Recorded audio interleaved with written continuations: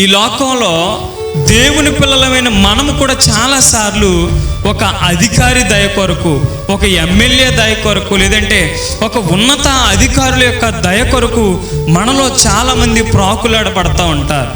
అధికారులు ఫ్లెక్సీలు వేయించి ఇట్లు మీ అభిమానులు అని చెప్పేసి కిందన ఫోటోలు వేయించుకుంటూ ఉంటారు.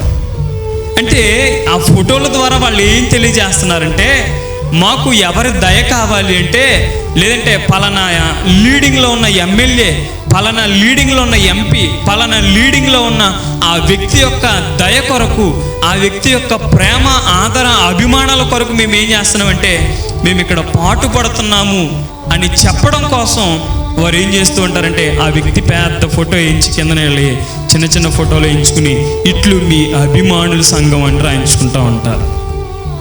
వీళ్ళు ఎవరి దయ కోసం ప్రాకులాడపడుతున్నారు? మనుషుల దయ కొరకు పాటుపడుతూ ఉన్నారు, లేదంటే అధికారుల యొక్క దయ కొరకు వారు పాటుపడుతూ ఉన్నారు. కానీ దేవుని పిల్లలమైన మనము ఎవరి దయ కొరకు మనం పాటుపడాలి అంటే, దేవుని యొక్క దయ కొరకే మనం పాటుపడాలి.